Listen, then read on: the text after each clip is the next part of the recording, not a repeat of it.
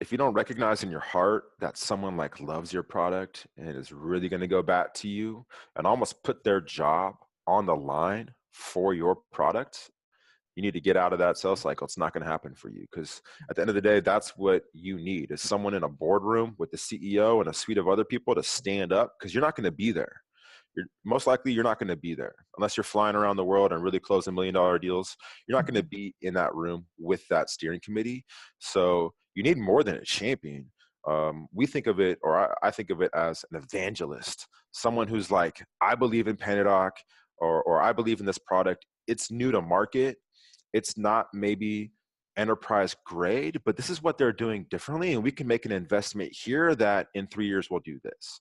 And so you definitely need to build somebody up like well beyond what we would even think of as a typical champion. Someone that's like, yes, like thinks of it as an initiative that they're going to get credit for. And if it goes well, they'll get promoted. And that's kind of how I build up Evangelists, is like, hey, like I'm going to work with you directly, and it's going to be a super soft approach. I'm not going to ask for some huge financial commitment from you. I'm not going to have you put your neck on the line. But what I do want you to do is to devote a good amount of time to making sure this application works at some small scope, stand up for it to your steering committee, get it bought and across the line, and then I'll build you up and add a whole lot of value. And I've seen people get promoted and then that's how we get land and expand, because then that evangelist becomes the project owner, right? Who ultimately also then has commercial decision making over time too. So that's what we've seen. That's pretty cool.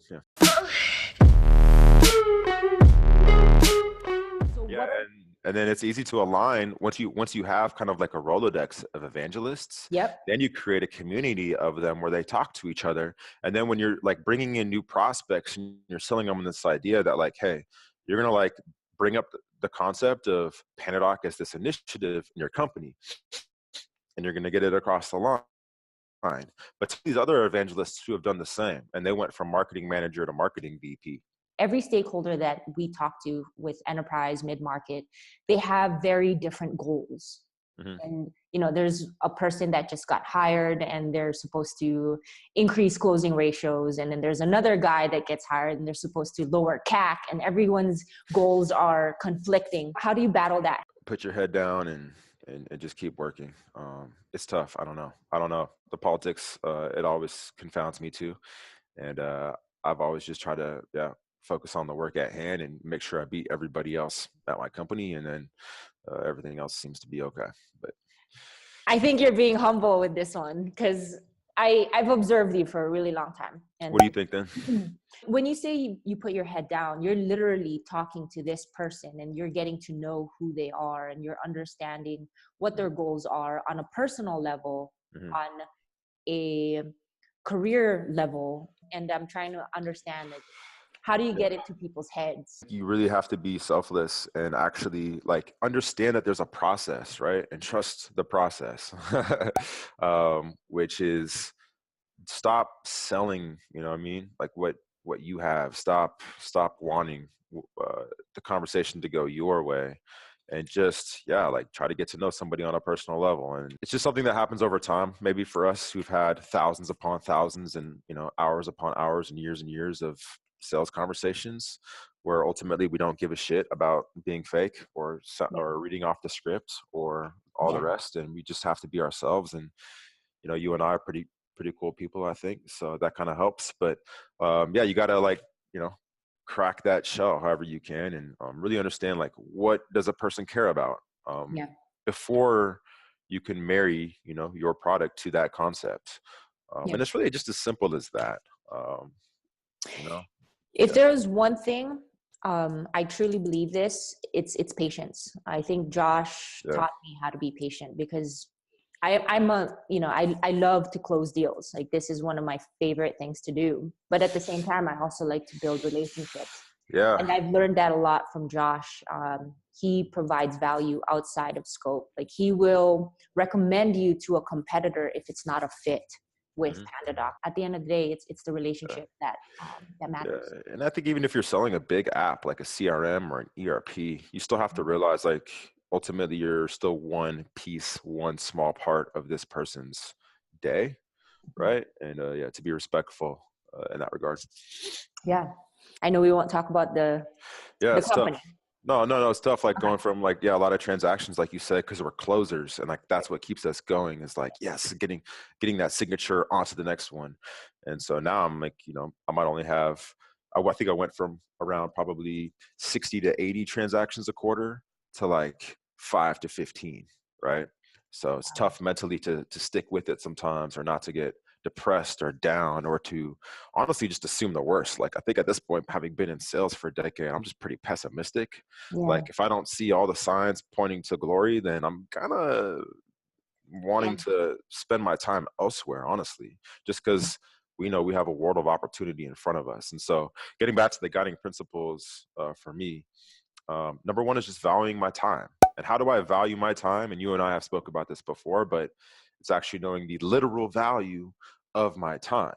So the way to do that is to take your quota. Let's say you have $1 million quota, and I like to know exactly, like, assuming a 40-hour work week, by the second, how much time or how much, my time is worth to the company per second.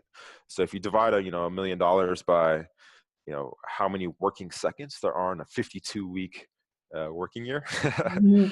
It's like 7.5 million, I think, seconds or so. And if you have $1 million quota, yeah, your time is worth 13.5 uh, cents per second. So it's important, like, because I think throughout the course of the day, especially in sales, a lot of us, if we work at a company with sales team, you might have an open sales floor. There's a lot of stuff happening throughout the day, right? A lot of side conversations, a lot of distractions, a lot of unnecessary things that take away from our time. And I Yeah. started thinking about this actually because I'm a big NBA fan. And if you break down like an NBA player's salary, they make like 15, 25, sometimes plus $1 million a year. That breaks down to like $250,000 a game. Like, so if they get suspended a game, they actually are fined $250,000, which, they make a lot of money. You wouldn't think hurts, but $250,000 is $250,000. And so I think of it the same. Like if I waste a day of my year, or even like an hour of my day, like that actually might cost me a whole lot of money.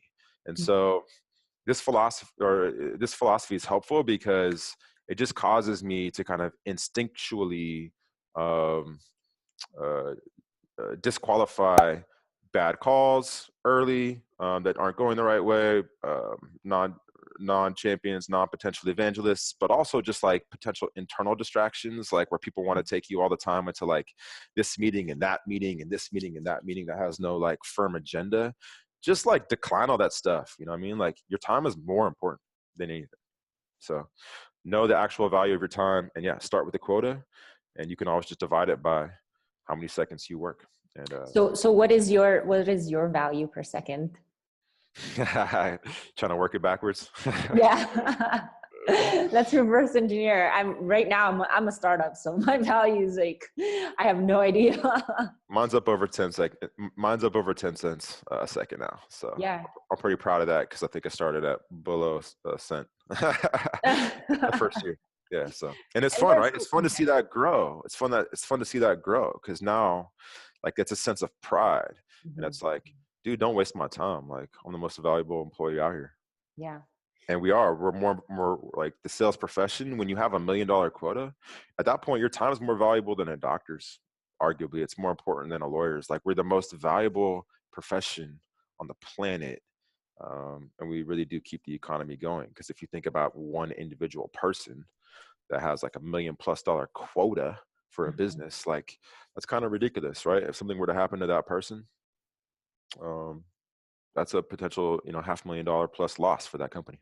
Yeah, and discernment is hard. I mean, I too, I've had my challenges. Like, I'm the one who likes to talk. I like to party. I like to, go on juice crawls and so forth. And no, That's a good mix of this, things. Yeah. this concept is definitely golden. In one of the other episodes, I mentioned the 353, and that's a big Yelp philosophy. And this is a great way to reverse engineer your quota. What are you worth? Are you going to just waste your day away and go, what is it, day drinking? San Francisco is so much fun because there's so many options. Yeah, no, exactly. It's fun to think about, like, yo, if I fuck off, and it's part of my language, but like go play golf for half a day, right? On the company's dime. At the time value alone, that's worth thousands of dollars to the company. But the opportunity cost on top of that, or opportunity loss on top of that, for not having made calls that could have potentially become your next biggest deal. That's true. It's devastating. That's true. Especially when you reschedule, and that's the biggest one. I mean, you have a 30-day timeline to hit that end of month goals. Yeah. And so if you have, or you are rescheduling at the beginning of the month or in the middle of the month, they do add up, and they could be worth, $10,000, $20,000 of your quota. Yeah. And I'm hardcore about valuing my time now, almost too hardcore, right? Where now I'm like a workaholic, work on the weekends. Even if I'll be like on a phone call with my mom, sometimes I'll be like, mom will be asking like a long-winded question. I'll be like, 13 cents, 26 cents. Like, damn, mom, this question should cost you $4. Oh, wait, this isn't a business call. Okay, sorry, go ahead. Yeah, sorry, mom, I mean, it's the same thing. Like, okay, our viewers don't know this, but we're recording this on a Saturday. And the reason why we're recording this on a Saturday is because we don't want it to affect our time with our clients Monday to Friday. And it's fun, actually. So yeah, or for us, it's fun too. Like, it's tough to get used to, but like we do business globally. So, Sunday night is Monday morning in the UK, or Sunday afternoon is Monday morning in Australia. So yeah, I mean, business is always open somewhere. Yep. That's a potentially really good thing for you. Yeah.